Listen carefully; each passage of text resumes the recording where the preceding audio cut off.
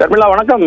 நிச்சயமாக திருநெல்வேலியில் தற்போது முதலமைச்சர் மு.க.ஸ்டாலின் 235 கோடியே 94 லட்சம் செலவிலான 33 முடிவுற்ற பணிகளை திறந்து வைத்து 356 கோடியே 59 லட்சம் ரூபாய் மதிப்பீட்டிலான 11 புதிய திட்டப்பணிகளுக்கு அடிக்கல் நாட்டி பல்வேறு துறைகளின் சார்பில் 45,477 பயனாளிகளுக்கு 101 கோடியே 49 லட்சம் ரூபாய் மதிப்பிலான அரசு நலத்திட்ட உதவிகள் என மொத்தமாக கிட்டத்தட்ட 700 கோடி மதிப்பிலான மக்கள் நல திட்டங்களை தொடங்கி வைத்து பயனாளிகளுக்கு டிராக்டர் மற்றும் புதிய பேருந்து வசதியினையும் தொடர்ந்து வைத்து வருகிறார். நகராட்சி நிர்வாகம் மற்றும் குடிநீர் வழங்கல் துறை சார்பில் திருநெல்வேலி மாவட்டத்தில் உள்ள பேரூராட்சிகளில் 9 நபர்களுக்கு கருணை அடிப்படையில் பணி ஆணைகளும் தற்போது வழங்கப்பட்டுள்ளது. இந்த நிகழ்வில் திருநெல்வேலி அரசு மருத்துவக் கல்லூரி மருத்துவமனை மைதானத்தில் தற்போது நடைபெற்று வரும் பணிகளில் முதல்வர் மு.க.ஸ்டாலின், நிதியமைச்சர் தங்கம் தென்னரசு, நகராட்சி நிர்வாகத்துறை அமைச்சர் கே.என். நேரு,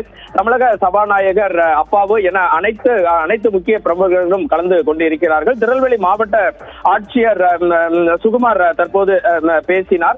44,900 பயனாளிகளுக்கு நலத்திட்ட உதவிகள் வழங்கப்பட்டிருப்பதாக தெரிவித்தார். 30,000 பேர் அமரும் வகையில் இந்த அரசு நிகழ்ச்சி ஏற்பாடு செய்யப்பட்டு வருகிறது. எங்கு பார்த்தாலும் மக்கள் வெள்ளம் என்றே குறிப்பிட வேண்டும். நெல்லை மாவட்டத்திற்கு சிறப்பு அறிவிப்புகளை இன்னும் சற்று நேரத்தில் உரையாற்ற இருக்கும் முதல்வர் மு.க.ஸ்டாலின் அறிவிப்பார் என கூறப்படுகிறது.